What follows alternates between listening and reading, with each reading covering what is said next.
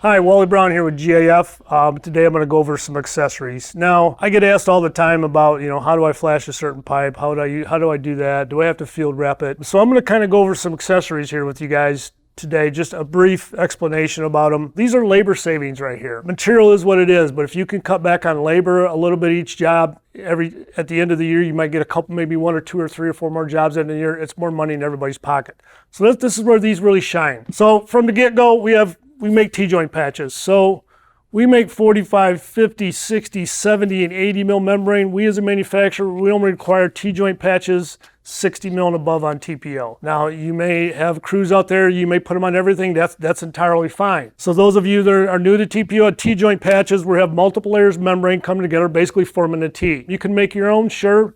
But my advice, if you're going to make your own, make them all the same size. This is actually the size they come to. They're a 4-inch round circle. We have our vent boop, our graduated vent boop flashing. So this goes from a 1-inch to a 6-inch pipe. Pretty simple. They got the pipe sticking out of the roof. Figure out what size you need, cut it down, and slip it over. Now the difference between us and our competition, we have a wider flange. Where this comes into play, if I'm doing a 6-inch pipe, doesn't matter any of our systems at GAF, Fluted, mechanically attached, you name it, we have to have what we call base attachment. So our competition flange is only about 1.5 inches, maybe 2 inches wide. So if I've got a 6-inch pipe here and I slip this over, that plate is going to be right in the weld area.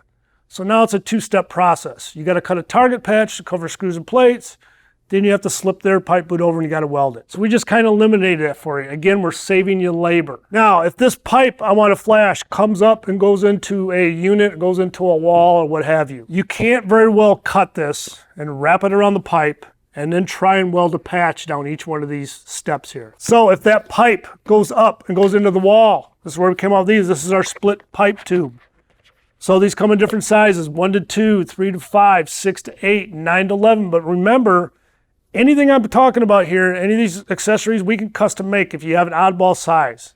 So these actually come attached. So if this pipe goes up and goes into a wall, you just break it apart, slip it over a pipe and weld it. If you have to cut it to fit the pipe, you have to remember to follow this shape. Okay, if you cut it straight, odds are it's probably not going to fit the pipe. If you cut it below this little notch right here, a bullet hole if you will, that's basically telling you have to go to the next size up.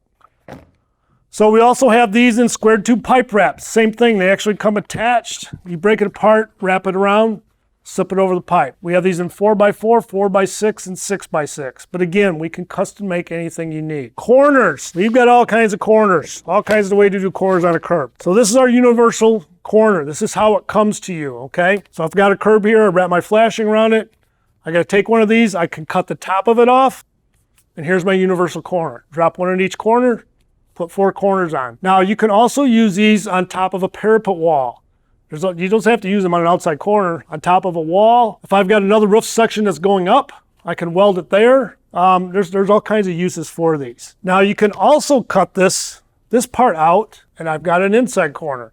So there's multiple uses for these universal corners, hence the name universal. Where these really shine is on new construction, or you're doing a tear off and you've got like a true 90-degree angle where you're coming into the flat, that angle change or going up the curb flashing or wall flashing or what have you. If for some reason you're doing a re-roof, you could leave the old flashing on as long as it's tight, or you've got that skylight or curb that has the aluminum cant flashing that you can't take off, you might struggle trying to put these on. That's why we brought out these. Fluted corners, what we call them. There's all kinds of terms guys use these, daisy corner, tortilla, burrito, I mean, you name it, guys call these, there's all kinds of names for these. These are more for that angle change that's not really a true 90-degree angle. You can use these on the 90s. Some guys love these, hate these, or vice versa. It's all a matter of personal preference.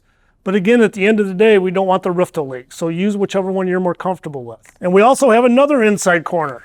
So we have this, you can cut out the universal corner, use for an inside corner. We also have this. These can also be used on top of a wall. So there's multiple uses for these. Now we also have, this is our corner curb wrap. If you look here, the corner is already installed on it. So I have the curb the size of this table, 4 come in a box, drop a box, put a corner down there, there. And all I gotta do is fill in the middle. Now once again, if I have 100 curbs the size of this table I'm standing over top of, if you know the exact size, we can weld everything together for you, and basically all you got to slip it over is like a skirt, if you will. You can almost run your robot all the way around this entire curve. So this is our pitch pan. This is how it comes to you. I mean, if the pipe's going to the wall, you can actually cut it here. You can wrap it around the penetrations. You can weld a patch up here. Now the thing to remember is, if I have multiple penetrations, which you can have in a pitch pan, we need at least 1 inch clearance between them and 1 inch clearance from the outside of the pan to the penetration. Also, the important thing to remember is we even got a red sticker on here. It's in Spanish and in English. We have to prime the inside of this prior to filling it. I even recommend guys when on the field actually prime the outside. And when they're filling this, just let it encapsulate the whole thing. So kind of when it's all done, it'll look like a muffin that's just come out of the oven, if you will. So very important. This has to be primed prior to filling it. This is our scuppers. This is how it comes to you. It's already got the corners welded on it. So all you guys in the field have to do, flip this back, slip it through the opening, pin it to the wall, be it wood, masonry, or what have you. Flip this back up and basically have a flat weld. So our roll goods.